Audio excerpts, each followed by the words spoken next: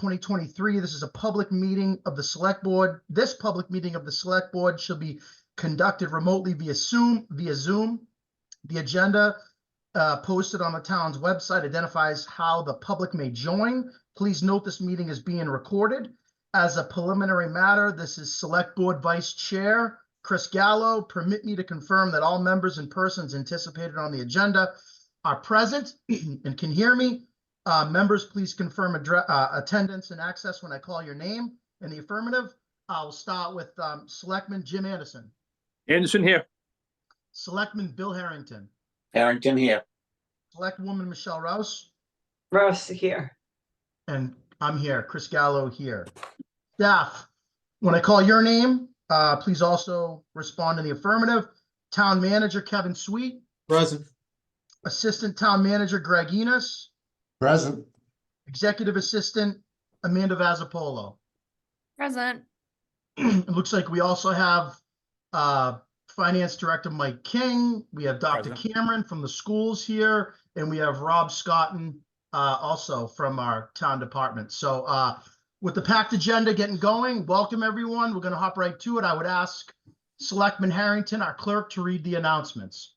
Yes, Mr. Chair. Announcements for today's meeting. Wrentham residents are invited to attend an educational presentation with the Select Board and Attorney Michael Walsh of Walsh & Walsh LLP on May 9th, 2024 at 7 p.m. at the Fisk Library in the Sweat Meeting Room. Wrentham Senior Center to host Elder Law Program with the Massachusetts Bar Association on May 9th at 12:30. Call 508-384-5425 to sign up. Annual water ban stage 2 is now in effect, May 1st through September 30th. This means no non-essential water use between the hours of 7 a.m. and 7 p.m. Non-essential use is irrigation of lawns and landscaping using sprinklers or automatic irrigation systems, washing of vehicles except in a commercial car wash or as necessary for the operator safety, washing of exterior building surfaces, parking lots, driveways, or sidewalks, except as necessary to apply surface treatments such as paint, preventatives, stucco, pavement, or cement, and filling of swimming pools. These activities may only be completed 7 p.m. to 7 a.m. Just a reminder, folks, no watering your lawn with automatic sprinklers. Thank you, Selectman Harrington, for that wonderful job. At this time, we're going to go to technically tab 2, approval of the minutes. At this time, the vice chair would entertain a motion to approve the April 16th open session meeting minutes. So moved. Okay, looked like we had a motion by Selectwoman Rouse and a second by Selectman Harrington. Any further discussion? Being none, we're going to take a roll call vote. Selectman Anderson? Anderson, yes. Selectman Harrington? Harrington, yes. Selectwoman Rouse? Rouse, yes. Chris Gallo, yes. Motion carries 4-0. Okay, next item on the agenda. Looks like we have an interview and appointment to the Zoning Board of Appeals. I did receive something that Mrs. Lightbody might be postponed, but it looks like we do have Dan Humphreys here as well. Also joining us, it looks like we have Chairman Gaspara. He's here. Mr. Chairman, welcome to our meeting. How are you tonight? Yeah, yes, Mr. Gallo, thank you. And Select Board, thank you. We, at our last board meeting, we interviewed Mr. Humphreys and were very impressed with his legal background as an attorney. He's very enthusiastic on joining the board, wants to be involved as a resident. He would like very much to uphold the nature and character of the community and feels that being a member on the board would be a good way to do this. And we felt he'd be a good team member of the board, understands the zoning bylaws, and the board just with our through the interview process, just felt he'd be a good member and recommended that to the board that they interview and appoint him as an alternate member of the zoning board of appeals. So Okay. if the board has any questions of me, feel free and I'll answer the best I can. Sure. Thank you, Mr. Caspera. At this time, I'd like to welcome Mr. Humphries. Dan Humphries, welcome to our meeting. Typically, what we do is we ask you just to give us a Cliff Notes version of who you are and how long you've been in town and why you're going for this position. And then the board tends to grill you on a lot of, no, we don't. The board asks you a few questions and it's typically a very friendly process. So we're just happy to get people involved. So welcome. Please give us a little introduction about yourself. Sure, thank you, board. Hopefully you can hear me okay. My name is Dan Humphries. I'm a Wrentham resident, been here for over 7 years. I live on Elysium Street near Lake Pearl. I have a wife who's originally from Wrentham. I have 3 boys. I've trained as an attorney both in Australia for over 20 years, as well as New York qualified here in the United States. I've worked in administrative law for similar about 20 years total. And I guess the real reason I want to do this is I just love Wrentham. I moved here. I love the community. I think the character of the town is exceptional. I want to preserve and protect that and really just get involved in the town. It's a really great community to be a part of, and I plan to be here for the long term. So That's great. Thank you, Dan. Appreciate that. I'm going to open it up to the board, starting with Selectman Anderson. See if we have any questions for you. Jimmy, you're muted, buddy.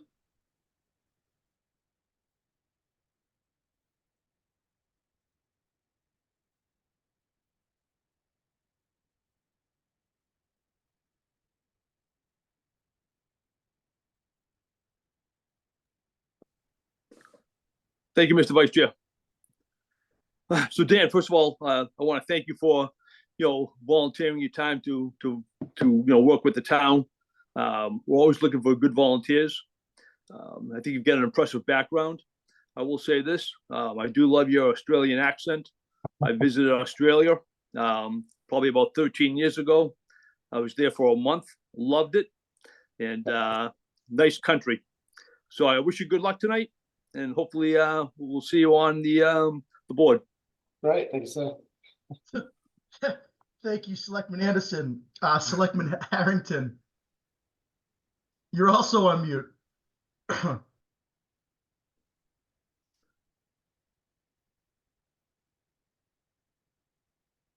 Bill, I think you're still on mute.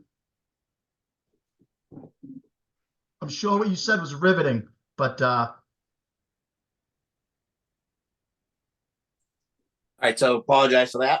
It was very riveting, by the way, but the crowd around me is excited.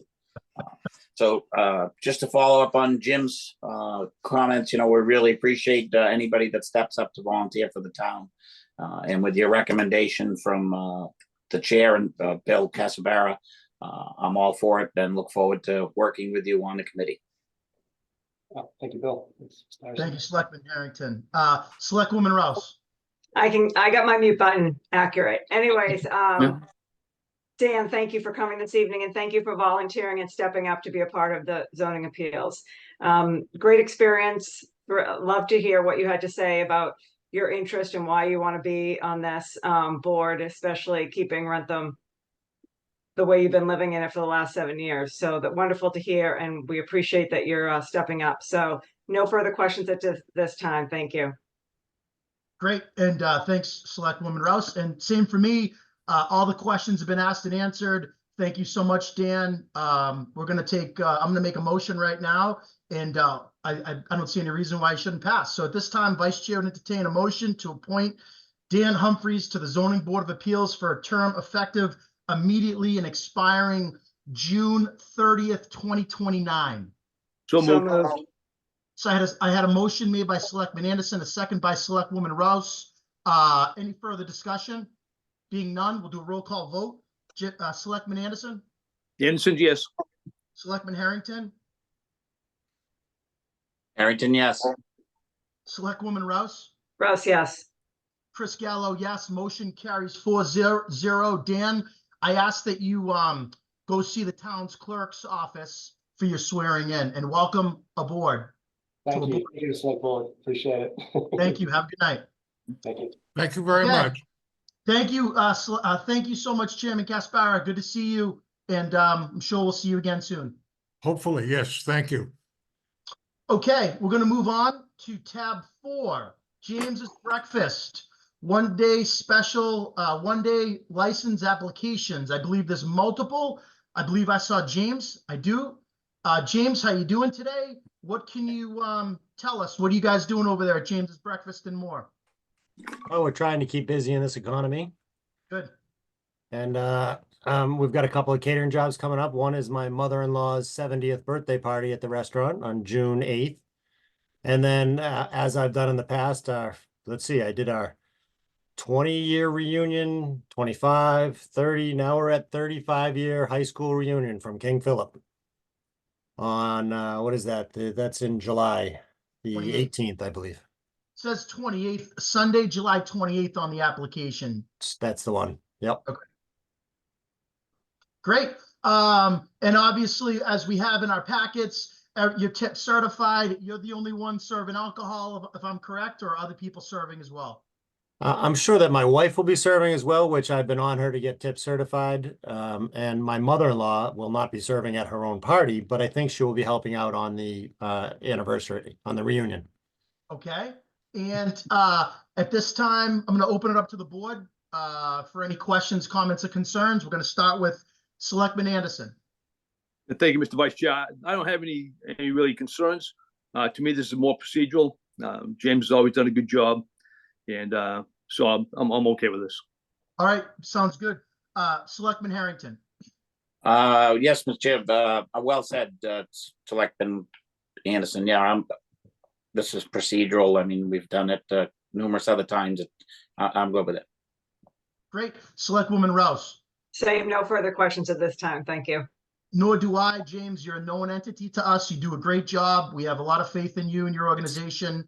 And yeah, anything we can do to help you out, we always will do so as a board. So at this time, can I do both motions at once, Kevin, or do I have to do them separately? Yeah. Okay. At this time, the vice chair would entertain a motion to approve the special one-day license application for James's Breakfast located at 850 Franklin Street for both Saturday, June 8th, 2024 from 6 to 9, using the use of electronic signatures, and also for Sunday, July 28th from 5 to 8 p.m., also using electronic signatures. So moved. Second. So we had a motion made by Selectman Harrington. We had a second by Selectman Anderson. Any further discussion? Being none, we're going to take a roll call vote. Selectman Anderson. Anderson's a yes. Selectman Harrington. Harrington, yes. Selectwoman Rouse. Rouse, yes. Gallo, yes. Motion carries 4-0. Thank you, James. Thanks, guys. Good luck. Okay. As we move right along, looks like the next item on our agenda is an amendment to a common vicular, the Looking Glass Cafe. The Looking Glass Cafe is seeking approval for their outdoor dining. For the last few years, COVID exemption has allowed for the town manager to approve, looking to make this a permanent part of their license for seasonal use. We have Mr. Said Samir with us. Do we have Said Samir with us?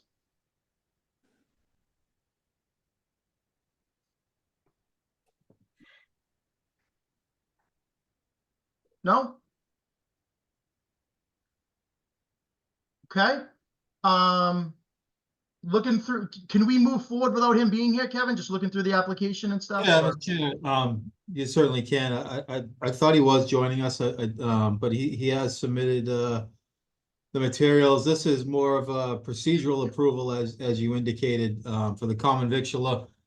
Needs to depict if they're going to have outdoor seating. And you know that he's done that. He's done a pretty thorough diagram with dimensions showing the locations of the proposed tables, total of 4 tables with the seating and the layout. And And I think it's pretty straightforward, from my perspective. I think there's, from as far as patrons, there certainly is a lot of interest, with the outdoor, seating at that establishment. It gets a lot of use, and, I would like to, recommend that it be approved. I think it's a good addition to the downtown. So I can answer any questions that you may have on it. As you noted, I did, under my, special delegation for approval during the COVID period, I did allow that. So this is just a matter of just kind of getting everybody back, procedurally, to make sure everybody's in good standing order, which he has done to make that request, a permanent addition. Okay, I mean, I myself have no issues with this. Anything we can do to help our small businesses in town, this board is always a strong supporter of all business, especially small business. So I'm just going to open it up to the board to see if anyone has any questions or concerns, starting with Selectman Anderson. Yeah, thank you, Mr. Vice Chair. I actually concur with your sentiments. Anything we can do to help small businesses, I'm all for. They've had outdoor seating in the past. I don't see any issues with it, so I would be a yes. Okay, Selectman Harrington. Yes, Mr. Chair, I totally agree. Anything we can do to help small business move forward and have additional seating is great. I do want to give a big shout out to Mairead. She is one of the waitresses there, and she did the artwork for us to enjoy this evening for the design of the tables. So I thought she should be commended for her display. Excellent, excellent job. Selectwoman Rouse. No further questions at this time. Happy that we're able to support our small businesses. Okay, so at this time, the vice chair would entertain a motion to approve the common victualler license application for the Looking Glass Cafe located at 56 South Street as presented, and to authorize the use of electronic signatures. So moved. So we had a motion made by Selectman Harrington. We had a second by Selectman Anderson. Any further discussion? Seeing none, take a roll call vote. Selectman Anderson. Anderson's a yes. Okay, Selectman Harrington. Harrington, yes. Selectwoman Rouse. Rouse, yes. Gallo, yes. Motion carries 4-0. Good job, Sam. Of course, I'm sure they'll be communicated to him, Kevin, right? Yes, we will follow up with, him in the morning, let him know of the approval. I know he was anxious, to get this approved, so thank you. Okay, at this time, it looks like we're welcoming a school superintendent, Dr. Alan Cameron, to our meeting regarding some capital requests. Dr. Cameron, it's always good to see you. Welcome to our meeting this evening, and it's great to have you here. Thank you, Mr. Chair. It's great to be here. And just if I may, through you, I want to thank you and the other members of the Select Board for the very thoughtful teacher appreciation email that was sent to me today that I forwarded to the staff. It's really wonderful that you all remembered all of us over at WPS and had the consideration to send that thoughtful note. I know it means a lot. It's one of the reasons why Wrentham is a great place. So thank you very much for thinking of us. You're welcome, and please, as you know, this board is a big supporter of our school system, of you and your team, of our staff, all the employees, everyone, from top to bottom. We think they do a fantastic job for our kids. Thank you. So it's please make sure that you do let them know that, and it's our pleasure to do that. And I want to give a special thank you to Amanda Vazapolo and Michelle, Selectwoman Rouse, for organizing that. So thank you to you guys. So Dr. Cameron, what are we doing today? Yeah, yes, sir. So I'm here tonight to talk about 3 proposals for capital items that I am hoping that you will support when we go to town meeting. All 3 are important for what we do in the district, and they align with our strategic objectives and are items that cost more money than we can put into the operating budget. So we're hoping to work with the town to get them. And I have to say that Kevin Sweet and Mike King have been great partners in getting to this point. And I appreciate the opportunity to talk about all 3. So the first one is a replacement for a 1997 air conditioning system that we have in the Delaney main office.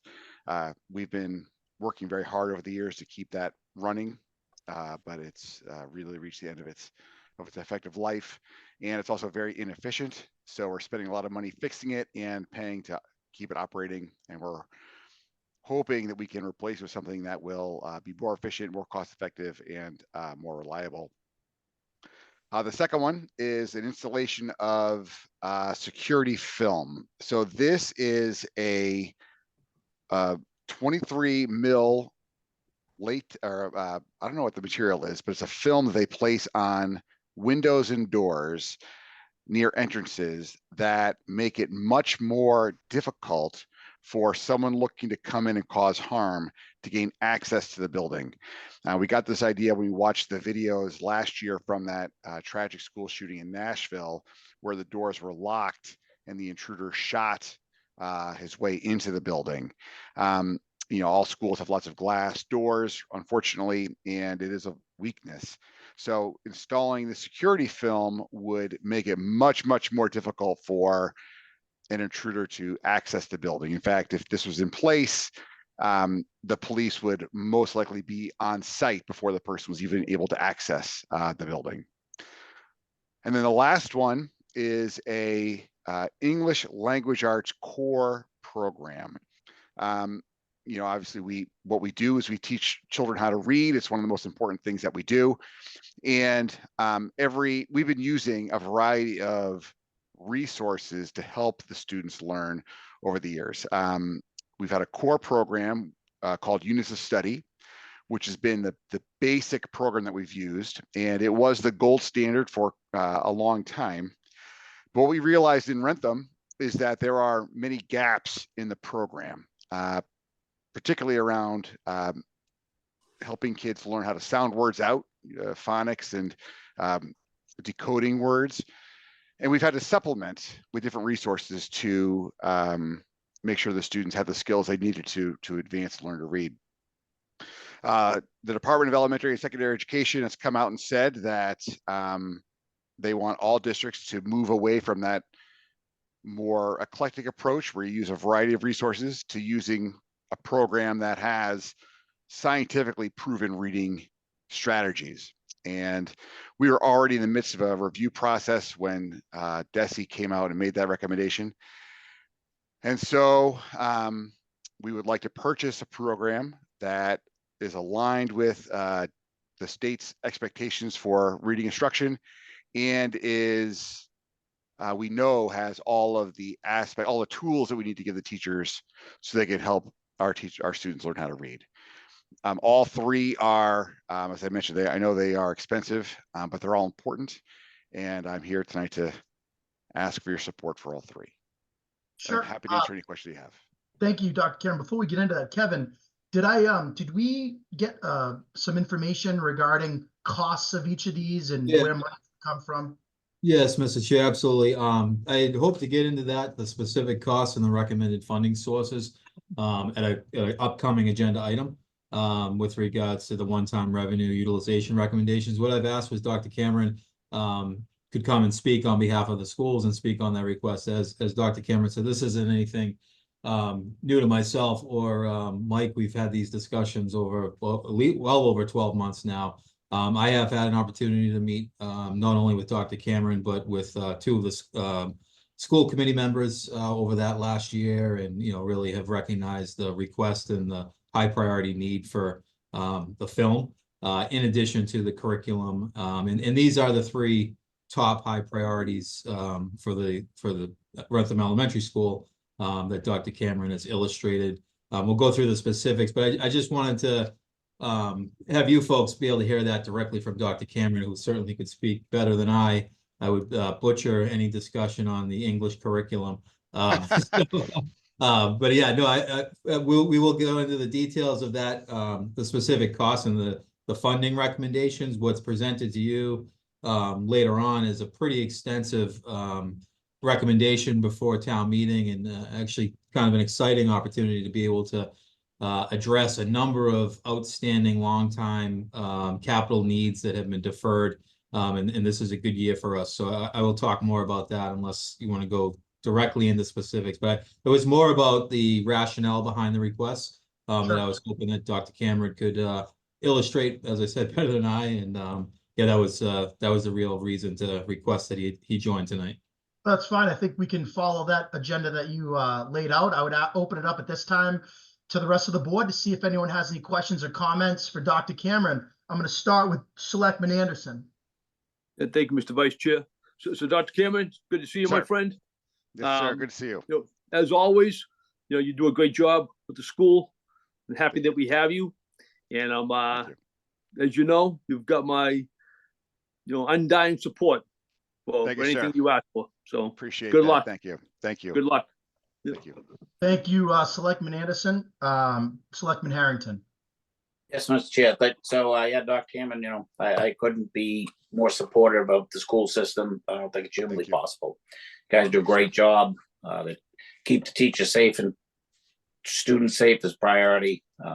When they taught me how to read, they used a rock and tablet. So I think anything they've advanced along since then would be a great improvement.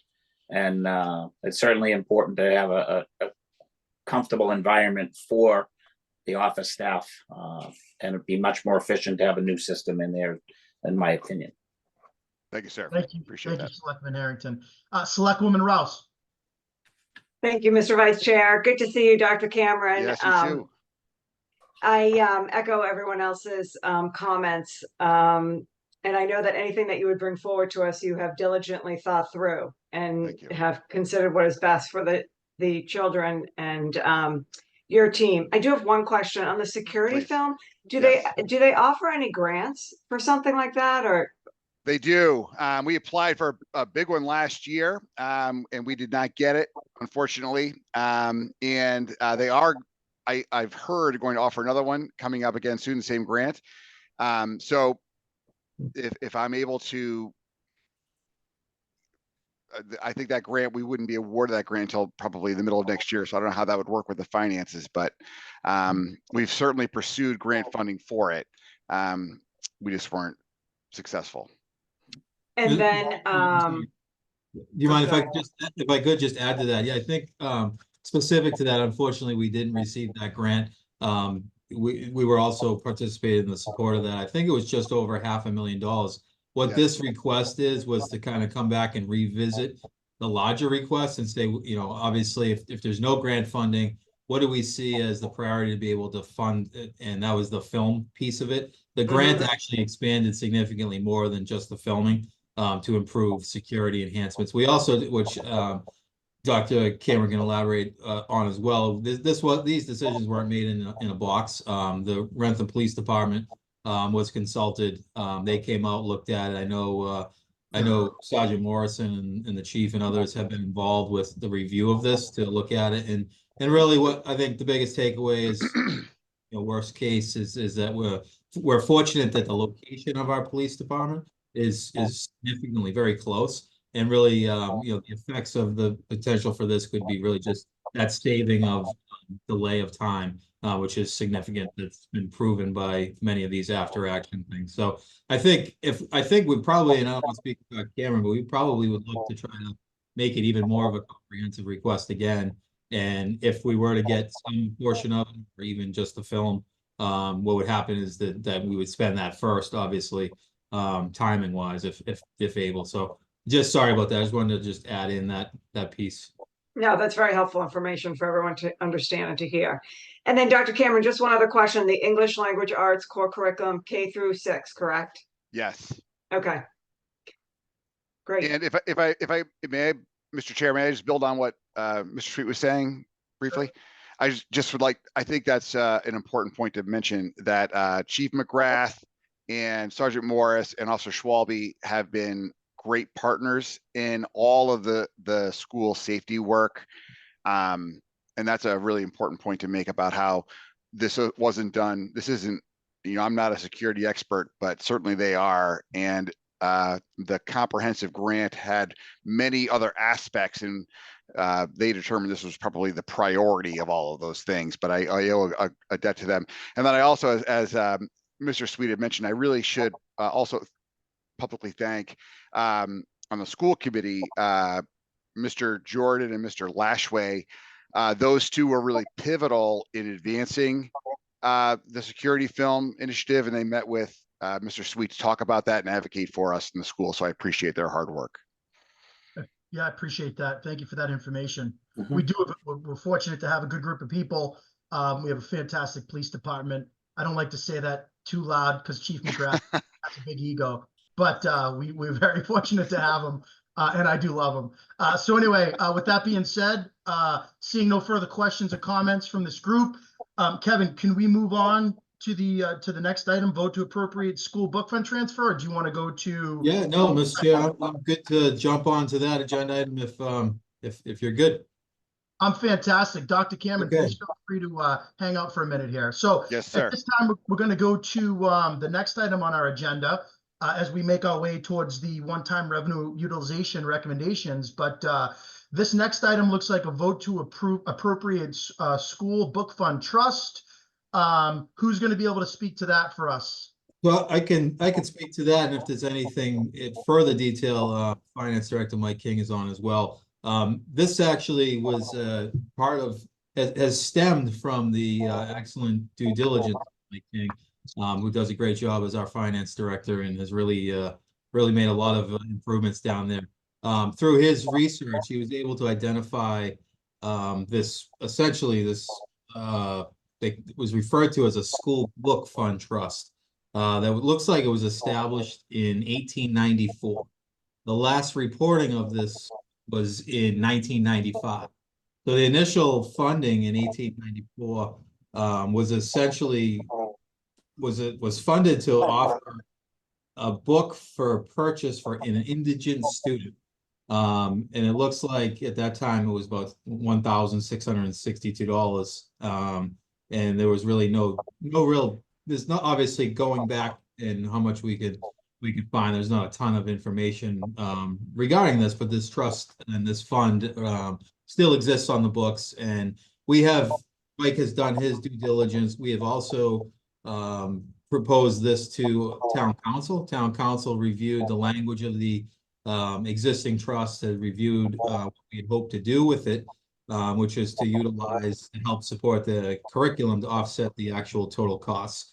The total cost of the English language curriculum is $430,000, $135,000 from the school book fund that we were just discussing, with a $95,000 state grant or $95,000 state grant match of some, leaves $200,000 that we're recommending be funded from free cash. But for the purpose of this agenda item, again, town council has reviewed this. The original intent of this, certainly it's in line with book purchases.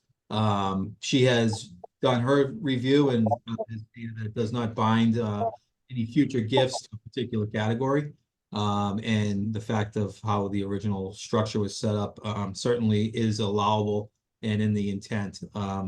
Mike, I don't know if you want to add anything more to that. I think I've kind of summed up sort of this up until the last couple of months before Mike brought this to my attention, and knowing that this big cost was coming our way, we were looking at options to potentially spread it out over 2 fiscal year payments, which I know we did receive the quotes to be able to do that, and we would like to just go ahead and fund it all in FY25 as I laid out. This helped alleviate that $135,000 is somewhat sort of unfound or found money, if you will, undesignated money. So that was a nice addition to be able to accomplish this this high priority for the school system. Thank you, Mike King. Great job. Great job to all the team members here that made this happen. At this time, I'm going to open it up to the members of the board to see if anyone has any questions or comments, starting with Jim Anderson. Selectman Anderson. Thank you, Mr. Vice Chair. I've got no concerns, no comments. Thank you, sir. Selectman Harrington. Mr. Chair, yeah, no comments. Great work. Great work. No, nothing to add. Thank you. Selectwoman Rouse. No additional questions, and just one comment to say, nice job, Mike. Yeah, I agree. Great job, Mike. And whoever else helped you do that. I know there's a team. Absolutely. That's Yeah, great job. Okay, at this time, Vice Chair would entertain a motion to move that $135,729.26 plus any accumulated interest from the school book fund trust account shall be applied to pay for costs of an English language curriculum update for the Wrentham Public Schools. So moved. Second, Okay, motion made by Selectman Anderson, second by Selectman Harrington. Any further discussion? Being none, take a roll call vote. Selectman Anderson, Anderson, yes. Selectman Harrington, Harrington, yes. Selectwoman Rouse, Rouse, yes. Chris Gallo, yes. Motion carries 4-0. Okay, this time we're going to talk about this one-time revenue utilization recommendation. I'm going to turn it over to Town Manager Kevin Sweet. That's on us. Thank you, Mr. Chair. If it's okay with you, I'd like to just go through the memo.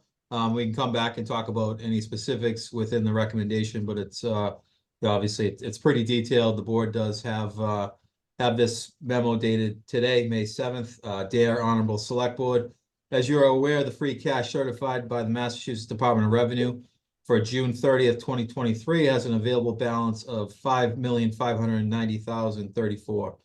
Water enterprise retained earnings were also certified by the Department of Revenue with a current available balance of $3,759,817. Our general fund stabilization is $2,167,337, and capital stabilization balance is $1,080,498. These important indicators of the town's fiscal health are part of the overall financial diagnosis. These fund balances, I think, really show paint the town of Wrentham financially stable in a good position. And as we go through a couple of these reasons or rationales why we want to continue to fund for sort of the rainy day savings account is, as you know, the town is going to be facing future borrowing. Anything that we can do to enhance our bond rating and paint ourselves in a better picture when it comes to that point. So we're some of these initiatives are geared towards that. As I said, in prior meetings and in the past, with the leaving of Chad Lovett, our Director of Facilities and Capital Planning, in that former position, I kind of reevaluated things and switched gears. I designated Mike King to really serve as our capital planning manager. Mike's background, obviously in finance, but has also has taken classes and certifications in capital improvement planning. He managed it for the town of Raynham prior to joining us, and was the right guy for this. On the planning side, the funding source, obviously the finance director is heavily involved once projects are kind of proposed and identified, to where the funding source is going to be coming from anyway. So Mike's done a great job jumping right in. I thank him for that. With that, he chairs the town manager's capital planning advisory committee. Mike has spent diligent hours meeting with department heads, having detailed requests to develop and improve on the 5-year capital improvement plan, which will be a lot more digested and presented in the fall. A number of these items that we'll go through have been annual needs and requests for years. Like anything, and there's several items that didn't get funded, even for or recommended get funded for this year, and they get deferred. We have to prioritize based on the department's priority, the overall town's priority, and obviously the restraints that we have with funding sources and available funds. So the breakdown, as we look at it from the free cash as a source of funding, I'm recommending the following. A couple of these things are sort of, I look at as non-discretionary first. Those are committed ongoing lease payments, anything that we have ongoing committed costs. Obviously, the snow and ice deficit and dealing with those things that are really non-discretionary, they need to come off the table first before we really look at prioritizing the capital projects that are recommended as well. The FY 2024 snow and ice deficit, as of May 3rd. So as of May 3rd is $243,884. That brings in the last of any outstanding invoices that may have been out there that were due either to contractors, materials, supplies, and that is the final FY 24 snow and ice deficit, $243,884 being recommended from free cash. FY 2025 general fund operating budget. As you know, the board unanimously approved the FY 25 budget at our prior meeting. That budget included the utilization or use of 1.3 million in free cash, which is a $400,000 reduction over the last 2 years and 200,000 from the FY 24 utilization. So heading in the right direction and all good things, but those funds need to come out of free cash. General stabilization recommendation of 510,000. Transfers of funds into the general stabilization funds help the town maintain its strong AA+ bond rating and provides a rainy day fund. With the recommended addition of 510,000, we'll be at 5% of the proposed FY 2025 operating budget. The Massachusetts Municipal Association recommends a minimum balance of 5% of operating expenditure budget for the general stabilization fund. As I said, this will be looked at favorable, and we ideally would try to keep at that 5% mark. We were able to in FY 24 also make a contribution to the stabilization account. That brought us at about 4.5%. This gets us now to a place where it's really sound municipal finance practices, and I strongly recommend doing that. Again, often the general stabilization is really more referred to as somewhat of a rainy day fund. But it is absolutely looked at very favorable during the bonding process and reviews. Capital stabilization, recommending 1.5 million to be transferred from free cash, transfer of funds into the capital stabilization funds to plan for significant capital purchases that will occur in the future. Rather than waiting and appropriating or borrowing the entire sum in 1 year, this fund allows the town to reserve, with town meeting approval, incremental sums of money over time. When a project or purchase is ready to be funded, a town meeting vote will be required to appropriate the funds. As with all of our stabilization accounts, a 2/3 vote by the legislative body or town meeting. This is also an exciting item. Another one of those saving in really just sound fiscal and proper planning. As you know, I've been kind of driving this home. We had a very successful sale with the Mara property. The closure of that property has all been planned by this board, by my administration, to kind of get to where we are today. We've taken some of that initial allocation to fund the design of the DPW facility. We've also taken a portion of that to fund the survey, the valuation work that's going to be done for the Roderick Elementary School, which we hope to get that MSBA reimbursement portion back. But all good things. From my time and even before my time, the Capital Stabilization Fund was unofficially earmarked really to work towards, at the time, which and still continues to be, the town's biggest infrastructure need related to building purposes, and that's a DPW facility. So the more we can save, the less we need to borrow, and ultimately the less that we need to ask our taxpayers the burden to cover. So that's a great item, that 1.5 million. As I said, with that addition, that would bring us our general stabilization to 2.1 million, just over 2.1 million in our capital stabilization now, as over $1 million. So that would bring us to just about almost 2.6 million in capital stabilization savings, which is a great thing to tote.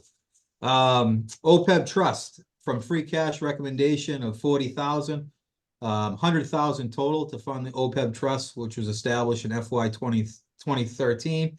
We've been committed to funding this annually as a wise approach to abate future costs. Our current OPEB trust balance is 968,619.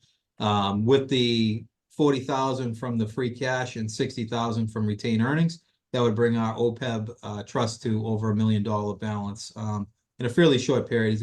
We have been consistently, not necessarily aggressively, but as a sound financial plan to continue to fund annually our OPEB trust. This same recommendation in FY 25 is the same amount that we've contributed in the last recent fiscal years as well, and recommend that we continue to do so.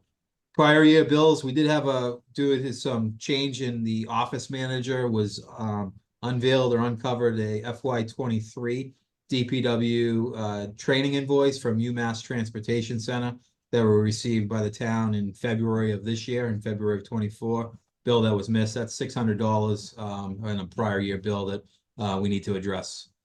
Tree mitigation funds for $15,939. Tree mitigation funds were received by the planning board in FY23 by an applicant to mitigate tree reduction. At the time of receipt, these monies were general fund revenue and closed out to free cash. Town meeting now needs to appropriate these funds so they can be utilized by the town's tree warden for off-site planting. Just if I were to kind of present an analogy, this is similar to prior to the recent change in the opioid settlement funds. As you know, those funds came in. The town isn't able to wasn't at that time able to access those funds. They would basically come in, close out as free cash. So we needed to go back to the legislative body and request that they be appropriated so that we could access those funds for what the purpose of. These funds were taken in specifically for that purpose. And this is the only mechanism to be able to appropriate them so that the tree warden can move forward with the offsite plantings. Just a caveat to that, new legislation has since been passed this fiscal year that allows mitigation funds to be credited to a special revenue account, allowing them to be spent without appropriation. So exactly similar to what we just recently saw with the opioid settlement funds, which we now can appropriate without going to a town meeting, having to do a town meeting article. This will be similar moving forward, but this was revenues from the FY23. So moving forward, this will be a non-issue, but the $15,939 from free cash will address this for that purpose. FY 2025 capital planning general fund priorities, $1,475,353 for the facilities department. This is an item that's been on the books for a few years now for the fire department. Kitchen cabinets and appliances, total of $55,000.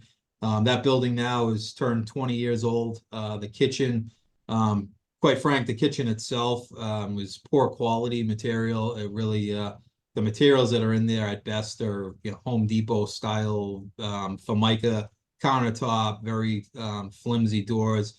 Facilities maintenance has on a number of work orders has made repairs to doors, with doors coming off hinges, just continuous to be just stripped out, the dishwasher and a couple of those things. So this has been something that the chief had requested a few years ago. We weren't ready to make any recommendation last year, and they have since made multiple repairs over the last fiscal year, and we're at a point now where it's just beyond its useful life. And that does need to be replaced. As you know, they operate four groups in there. The guys do, men and women do the best job they can with maintaining and maintaining where they live, ultimately. But at some point, just these things don't last forever. So that's recommended. Full replacement for $55,000. Public safety fire engine 2 replacement is one of those non-discretionary items. This is the lease payment, 6 of 7. For $83,633. That is for the engine 2 lease payment. Department of Public Works, Ford F-350 dump truck for $78,530. Ford F-550 dump truck, $87,630. Stormwater asset management planning grant for $50,000. And supplemental Chapter 90 funds for road and sidewalk improvements at $500,000. And red dam repairs at $165,000. All of those combined make within the public works and are part of that $1.4 million. A little bit more specific about the red dam. The town is under essentially a consent for certificate of non-compliance and dam safety order, which was issued last March by the Mass Department of Conservation and Recreation, Office of Dam Safety. The red dam itself is deemed, I think it's a class 2. Yeah, it's currently classified as a large size, significant class 2 hazard potential dam. The town needs to move forward with engineering and design. We need to show a good faith effort that we're working to address the non-compliance and the order that we received. And that there's no definitive timeline on when repairs need to be made per se. We're projecting for repairs of probably going to hit in FY26. with that, we have submitted a, for a grant that would actually cover, let me just pull up, the specifics on that. So the repairs, currently, there's no deadline in place for 100% completion of repairs. 165,000 covers the cost of engineering design and permitting for the project. This amount could be reduced if the town receives state grant. Actual repairs would not be scheduled to begin until FY26. Those particular, the funds that we have submitted, which was submitted on April 1st, requests for, again, 165,000 total project costs, which is before you. Which would be a state fund of funding of 123,750.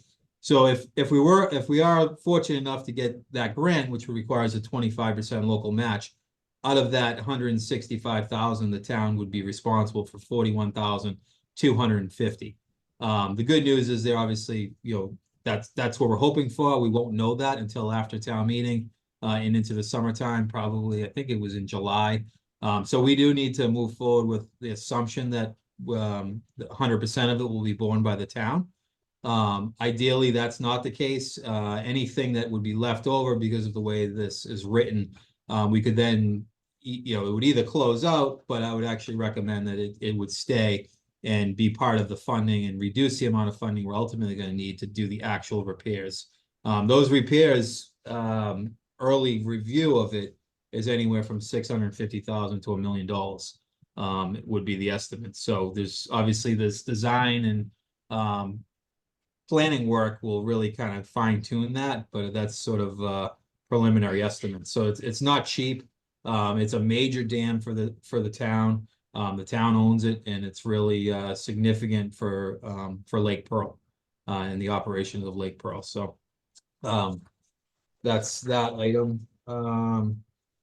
Sorry, make sure I jumping back here.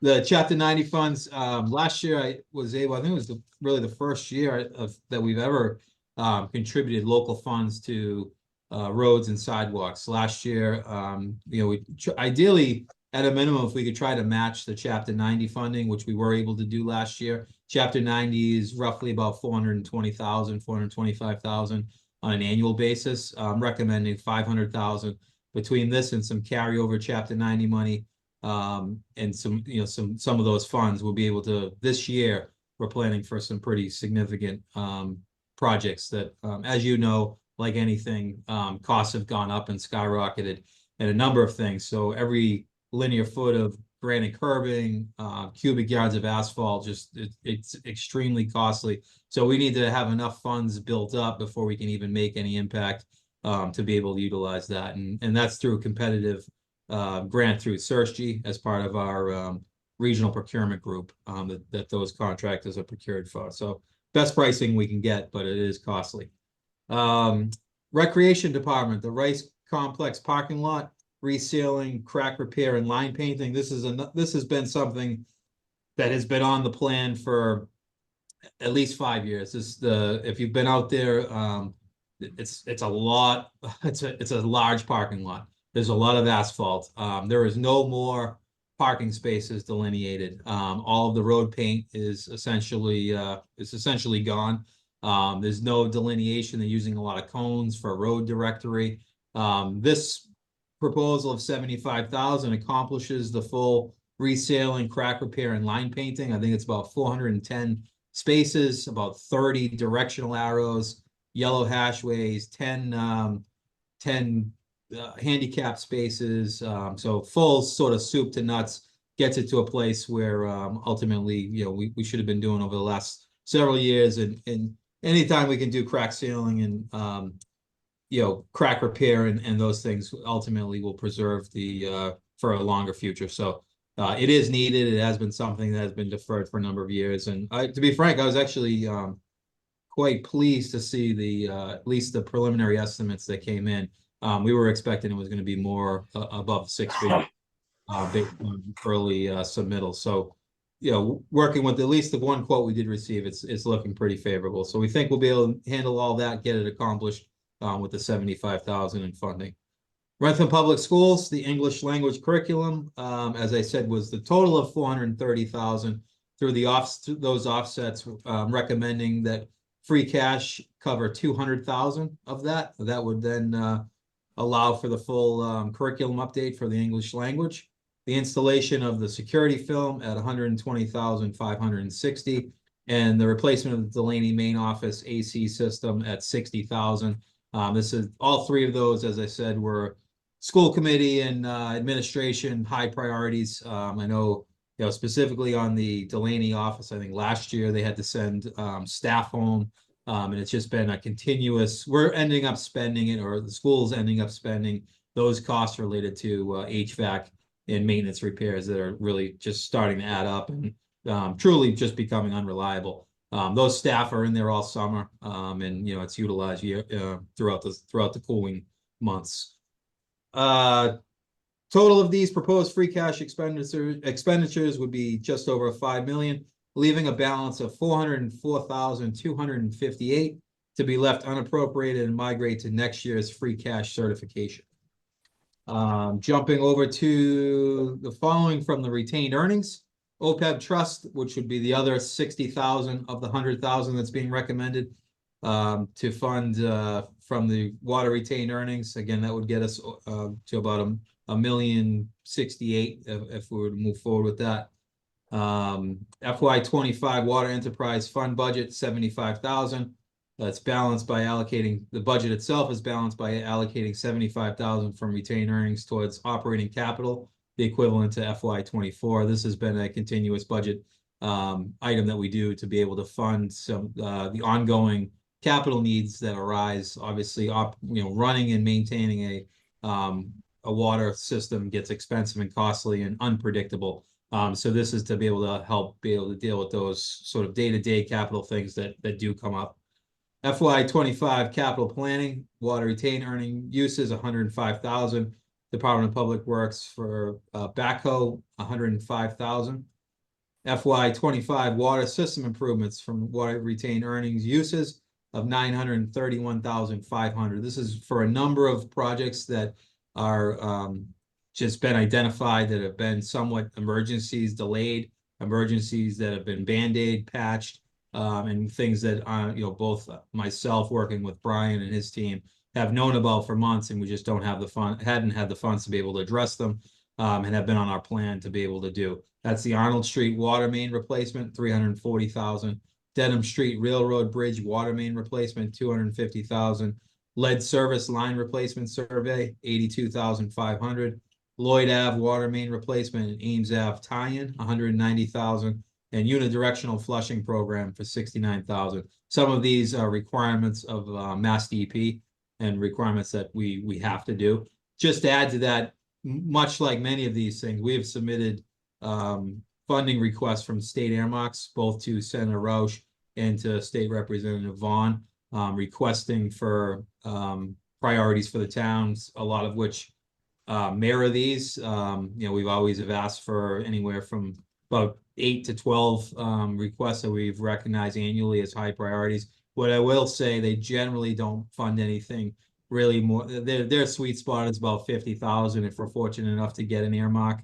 So somewhere really between 30 and 50. We have put a couple of these items as priority requests, and obviously, if we do get an earmark, if we're fortunate enough to get anything like that, we would just not spend the article funds. But we have to plan as if that money isn't going to be there. The total of these proposed water retained earnings expenditure would be 1,171,500, leaving a balance of 2,588,317 to be left unappropriated and migrate to next year's retained earnings certification. That's a great number to be at, even being able to address all of those water priorities and be able to still close out with just over 2.5 million in retained earnings to carry forward for future years is a good place to be. Recommending the following appropriations from ambulance receipts, the FY25 general fund operating budget, which you're aware of at $1,040,000. This is the same amount that was utilized. There was no increase to this over FY24. The operating budget is balanced by the use of $1,040,000 out of the town's ambulance receipts account to offset for fire department EMS related expenditures, which, as I said, is the equivalent of FY24.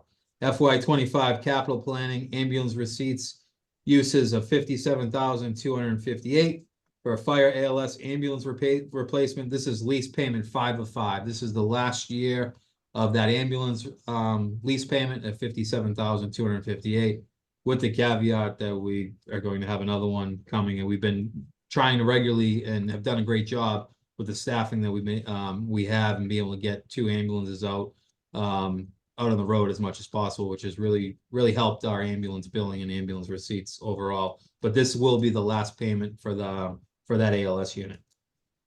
Recommending the following appropriations from the overlay surplus. It did request that the Board of Assessors review the overlay and request them to do an analysis of the overlay and to release any overlay surplus that they have. They have done that and notified me of the release of 800,000. And we're recommending from the FY25 capital plan overlay surplus uses of 748,000 of that for public safety, fire to replace the 1990 white GMC tanker truck at 510,000, and to replace the 1994 F-350 brush truck squad 2 at 238,000. These numbers have been back and forth with a few different vendors. The chief looking at what's really needed for operations, and they've come down from what some of the original numbers were, but these costs are just exorbitant. I mentioned that engine 2. That engine 2, if we were to replace that exact same engine 2 today, it'll be over $500,000 more than what we paid, which was around, I think it was around 600 or so. It was over $1 million for the exact same layout and exact same design. So these things are just getting astronomical. Obviously, these vehicles owe us nothing. A 1990 and a 1994. These are standard trucks. They get used a lot. They're both part of the available units. None of them are out of service, but they are tired. They are falling apart.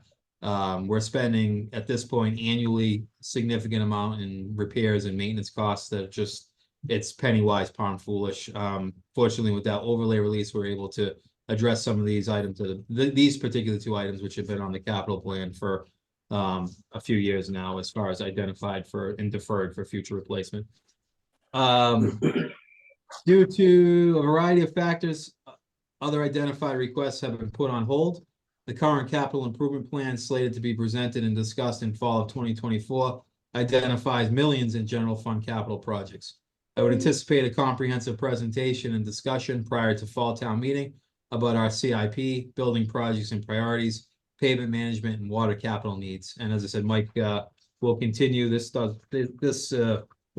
Capital planning is a continuous update and continuously evolving. Mike will continue to build on the capital improvement plan itself, and we'll have a more comprehensive document and presentation for the board in the fall. But I stand behind these recommendations. I think there's a lot of thought, review, and just fortunate that in my 6.5 years, we have never been in a position to address the amount of capital needs that we can address in FY25, just for a number of reasons. Typically the town has generally had anywhere about 500,000 to 600,000 available in free cash, which doesn't go very far. We've talked about a number of these items short of borrowing, which we don't want to do. We can't accomplish these things. And this particular year, the town's in a favorable position to get a lot of these items that we need to do to be able to progress and move forward, accomplish. So I'm excited and highly recommend the utilization that's been recommended. I know that was a lot of information. Sorry, Mr. Chair.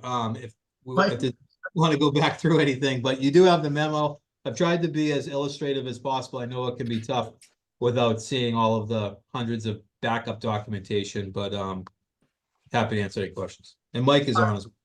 Yeah, no, I'll just start by saying great presentation, very well done. No, I don't want to go back through it all. I think you did a great job of explaining it. And as you indicated, we'll have follow-up conversation before we vote on this at the fall town meeting. But I think it's pretty impressive, Kevin. You and I have talked We're making positive strides everywhere. We have a fiscally responsible budget. We have a great bond rating. We're utilizing less and less free cash to balance the budget. We're putting more and more money to infrastructure. There's just so many things we're doing right. So I'm proud of this board and I'm proud of this town manager team. And I know Joe, our chairman, feels the same sentiments. He and I have talked about this a lot. So I don't have anything else. I'll open up to the board to see if anyone has anything for you or Mike King at this time. Selectman Anderson. Yeah, thank you, Mr. Vice Chair. I actually think that you said it very well. Kevin, I want to thank you and your team for keeping the town financially stable. And, we're making a lot of progress. And I count that to not only this current board, but also to you and your team. So thank you. Thank you. Thank you, Selectman Anderson. Selectman Harrington. Yes, Mr. Chair. So, yeah, well said. Both of you, I agree. There's a lot of, I do have a handful of questions, which there's no reason to go through this evening. I can certainly email Kevin. Just miscellaneous odds and ends. I was reading this earlier and came up with a few things. But it's a great presentation. It's fiscally responsible. And again, I think that, the team does a great job. Thank you. Thank you, Mr. Harrington. Selectwoman Rouse.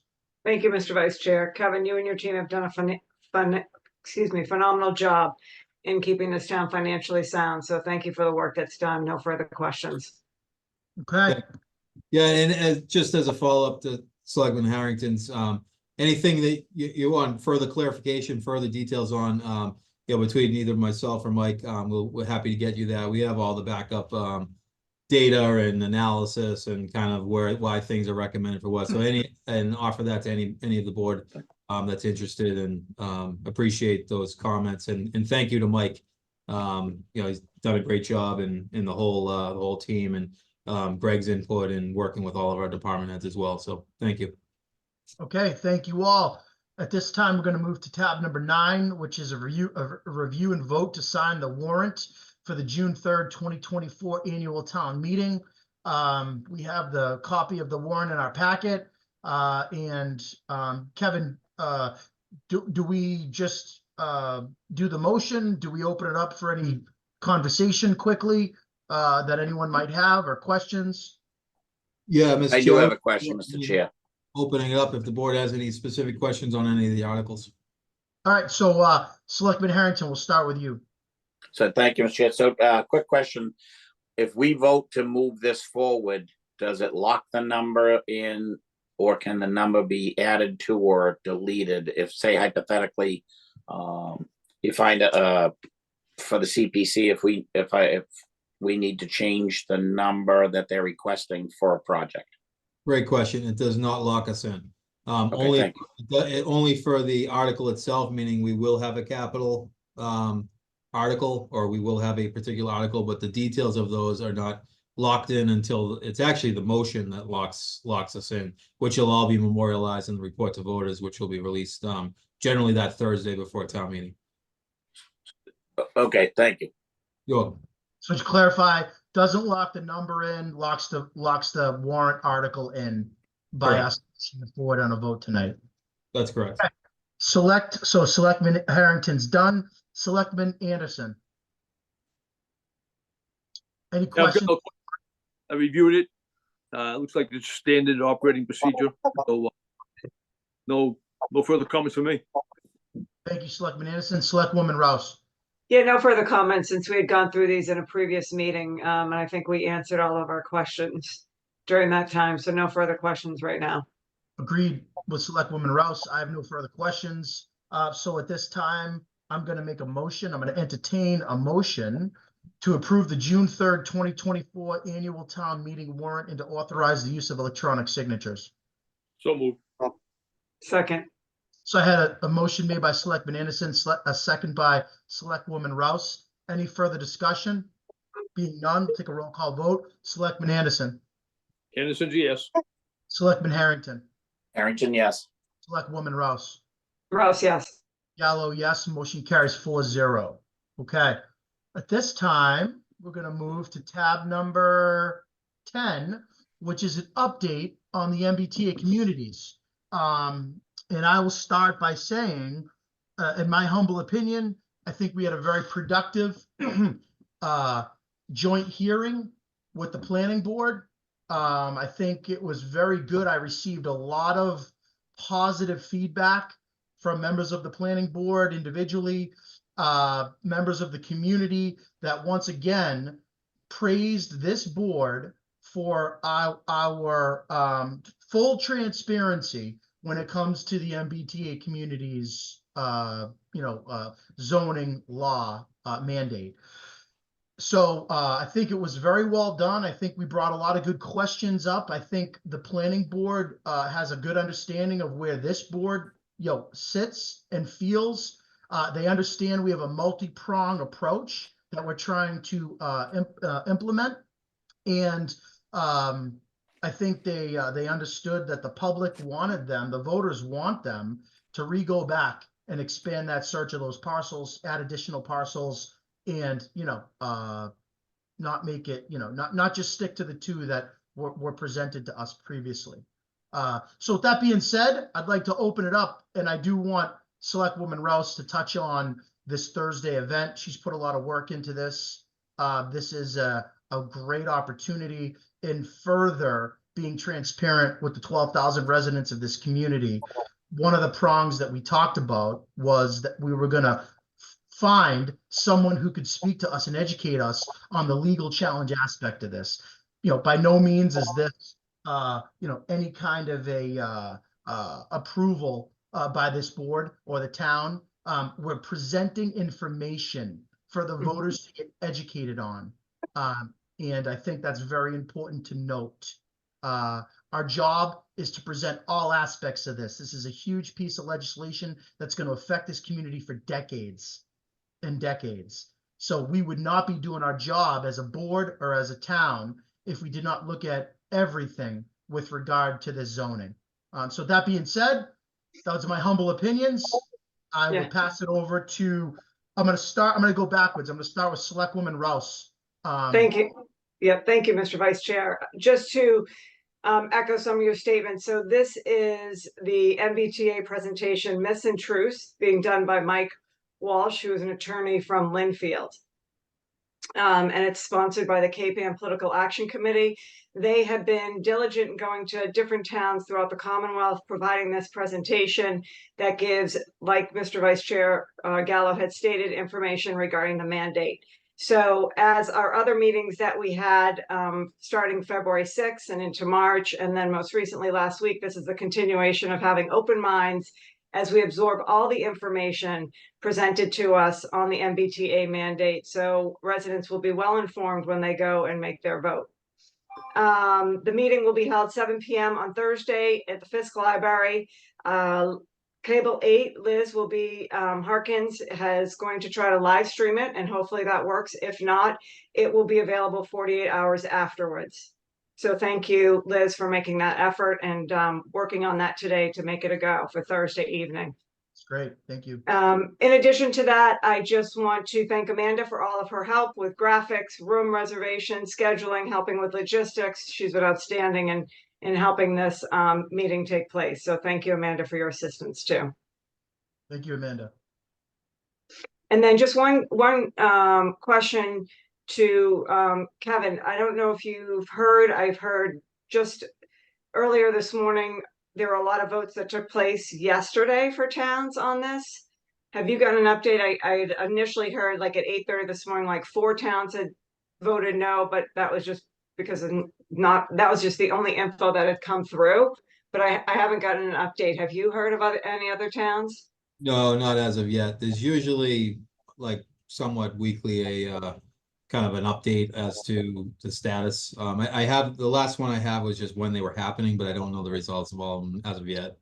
Okay. Yeah. I just heard of 4 that had said no. I think that this group was in Shrewsbury and Hamilton last week. So, a lot of these towns are moving ahead and doing their votes. And I think the more informed people are, the better for each of their towns. So looking forward to Thursday night, and hopefully we'll have a great attendance of residents ready to hear some information. Thank you, Selectwoman Rouse. And yeah, please spread the word, everybody. This is important. Go to Selectman Harrington. Thank you, Mr. Chair. So, similar to yourself, I've had numerous conversations, numerous texts from people that are very concerned. They're proud of the fact that we're doing the best we can to get as much information to them as possible. And there's clearly a lot of requests to have additional areas opened if in fact it were to be moved forward or doesn't move forward. They look clearly they want to move forward with changing the zoning in multiple areas versus having just the small selection of options we have currently. That's the feedback that I'm getting. So a more robust selection of parcels to choose from. Is that what I'm hearing? Yes, correct. Okay. Thank you, Selectman Harrington, for that feedback. Selectman Anderson. Thank you, Mr. Vice Chair. So as I make my way through my daily activities through town, it does seem to be a hot topic. I think we're gonna have a good crowd on Thursday night, and I'm looking forward to that. And I would agree with what you and Selectwoman Rouse and Selectman Harrington. A lot of people do want to see more options. So we'll see what that brings on Thursday night, and hopefully there'll be more information forthcoming as the weeks go on. Yeah, I appreciate that. I'll just say one other thing too. I've heard from all the positive feedback we've gotten, we've also heard some negative stuff, which I'm not going to really spend a lot of time on because, just there's certain people that some comments aren't even worth identifying or addressing. But what I will say to anyone out there that has a negative comment about what we're trying to do on Thursday, show me a group of people or another opinion that you're bringing to the table, and I, for one, will go attend that and listen. No one, as I said, no one is on this board is saying that what this gentleman coming to present to us is gospel and is what the townspeople need to vote on and listen to. Our job is to bring facts. The townspeople asked us, implored us to do everything in our power to bring information. We're bringing information. Unfortunately, you have a certain small group of people that no matter what you do, they want to pick apart and they want to criticize. I ask those people to step up and instead of criticizing, do something of value. And I'm still waiting to see anything of value from that said group of people. So I'm expecting a great turnout. I'm expecting people to go and just listen and hear what these people have to say. And again, I commend this board and our town for how we're approaching this very, this very important piece of legislation. So anyway, Kevin, go ahead. Yeah, thank you, Mr. Chair. I just want to provide my small update I have related to MBTA communities. Were you through? I'm sorry. Yeah, no, I'm through. Thank you. Okay, just if I could, just to kind of respond to Selectman Harrington's thing, and to anybody listening, watching, we have continuously and continue to ask if you have parcels in mind, recommendations, email SB office, the select board office, sboffice@wrentham.gov. We're happy to look closer at anything. One thing I just want to remind folks is, the 10 or so parcels that have been identified, the town of Wrentham has a significant amount of CRISP land, which is conservation recreation land that's not feasible or allowable. Obviously, there's over 200 acres at the Wrentham Development Center. That's state property, not allowable. There's a requirement that of the 50 acres, 25 of them have to be contiguous, and the other parcels have to have a minimum of at least 5 acres. So, there's not a whole lot per se to choose from. But I think we've done a pretty good job of at least identifying 10, relooking at ones that were removed or were sort of disallowed prior, to add those back in. And I just want to remind everybody, if there's anything that you have in mind that we haven't and you'd like us to take a further dive or deep into, we're happy to do that. And I would ask you to send that via email or call the office. We'll definitely look at it, as well as our own staff will continue to look and see options, things that might have been missed or not. But there is some pretty stringent criteria requirements in order to meet what we could even look at. Just throw that out there. The only update I have, Mr. Chair, is just I've had some pretty lengthy dialogue and discussion with the town manager from the town of Middleborough. The town of Middleborough, I don't know if you probably last week, I think it was, they had some media coverage, their planning board and their select board concerns with the MBTA 3A community stuff. And the piece that I just want to add is through that dialogue with the town manager, he has offered to share the amicus brief that they are actually paying from town funds to fund utilizing KP Law, their town council. They're going to be drafting out of their own pockets an amicus brief to support the town of Milton and the ongoing litigation that's there. So he has offered, as soon as that's drafted, he'll send it to me. He said, do what you want with it. It's information and plagiarize away. But certainly I will share that once he shares it. But we did have good dialogue. I think, I would say Middleborough has spent the time as well doing diligence. They obviously have reservations. And a big part of that is, one, they are an MBTA community, but they have spent a lot of time over the last couple of years analyzing their existing zoning and in plan for the relocation of the existing MBTA station, which isn't moving very far, but it's an old former car dealership directly off of the highway right by the McDonald's. So during that, they've already done significant rezoning. They already have a zoned area where they already have a multifamily allowable housing, and they're looking at probably putting this as an overlay on that zoning area as well as the additional housing to try to meet those requirements. But I think through my conversations with him, he feels like they're going to at least, certainly move it to the legislative body for approval. And much like all of us, I think everybody is still, the unknowns of what the state will or will not do is really troublesome and really concerning. And for them in particular, they have a major water project that they have about 13 million in interest and the like through SRF grants, as well as another phased water project that they're planning down the road. And they're very concerned about anything impacting that. So again, it's sort of that carrot stick as opposed to an incentive approach that has them concerned. So we did have good dialogue. I've asked anything changes, transpires within Middleborough to reach out and share, and I've offered to do the same. But at the very least, he did offer once that brief is drafted, he can at least share that with us as well. That'd be great. Yeah, I think the board would really appreciate taking a look at that. I think there'd be some fantastic information in there. Great. Okay. Any further discussion? Did I get everybody? Does anyone have anything else to say about MBTA before we move on? No. Okay. At this time, we're going to turn it back over to Kevin Sweet for the town manager's report. Thank you, Mr. Chair. A couple updates. Wrentham Recreation would like to thank Eversource and Wrentham resident Frank Giampa, along with 40 dedicated employees, for a day of giving back. Together, they transformed the Jane D'Amico Playground and the flagpoles areas at the Rice Recreation Complex, beautifying our community.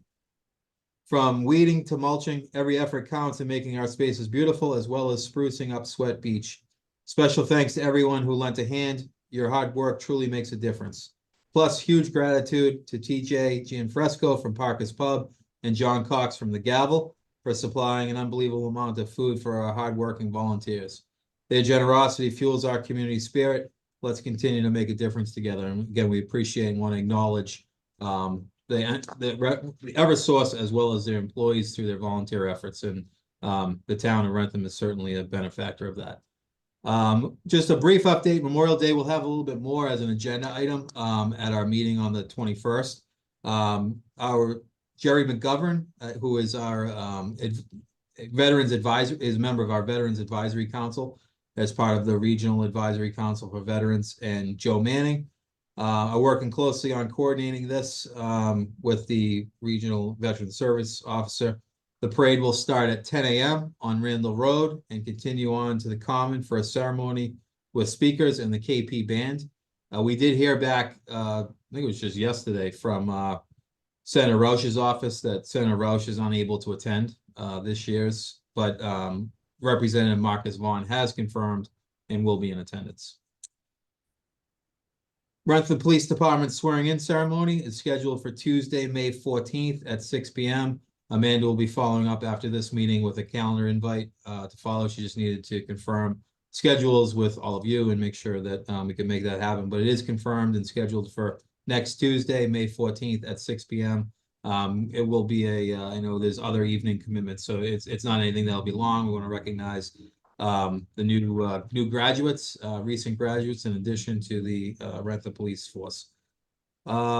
Exciting news, Sweat Park bids will be live on Combis, the town website, public advertisement effective tomorrow, 5/8. They will be advertised on Combis and the like, and for 3 weeks, we'll be due back on 5/29 for 21 days.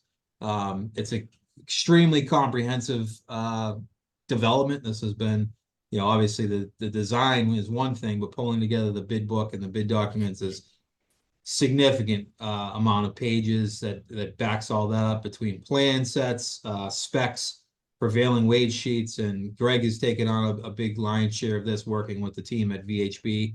And we have that out. I'm excited that that's getting pushed out and advertised and opens tomorrow. We hope to get some competitive bids. We're going to ask VHB if they have anybody that they can proactively share it with in case it gets missed. And the more the merrier. Obviously competitive bid process. We hope to get some interest. It is a unique project, I think, more so because of the recreational courts, the playing courts. It's a little bit of a different animal. So some of the guys that might normally GC masonry work and lighting and things like that, it's really a specialty contractor that handles the playing courts. So we'll see what happens. Hopefully there's a partnership there and they can pull something together and we can get a good favorable project to be able to award. So keep you posted there. But obviously anybody out there that knows anybody that's in that wheelhouse, that line of work, it will be available. It'll also be available. We have a dedicated RFP and bid tab on the town website that will get updated, and all that information will be provided there, as well as the mandated portion, which is the Combis requirement that we have to post there. Just the only other thing I had, we had a finance committee meeting last night. Went well, about 2-hour meeting. Both myself and Mike King attended as well.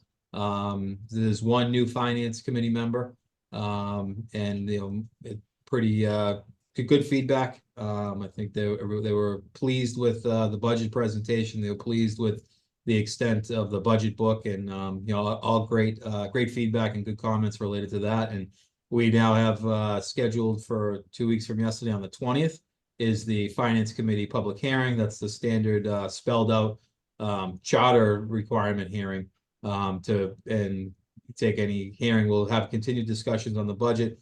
They preliminary reviewed the draft warrant that now the warrant that the board has just approved, so they're fully aware of their finance committee articles and the details of those, and we'll continue that discussion on the 20th.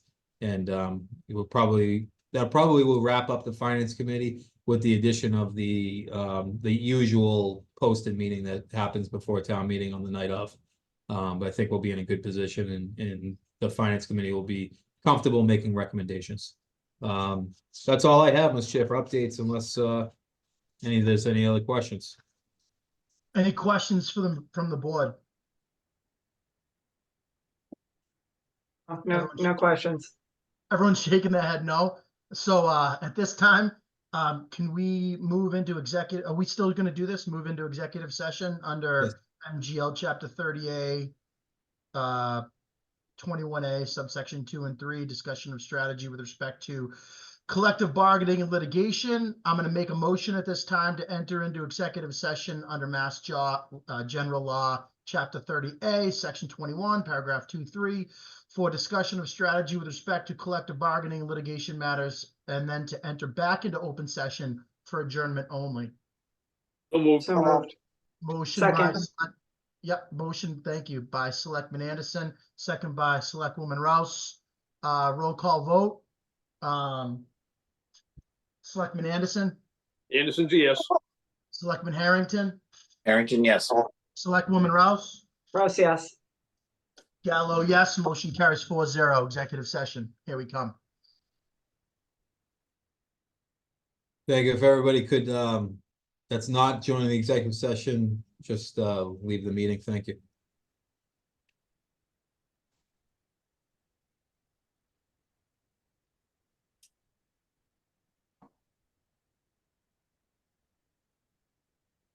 It looks like everyone. All right.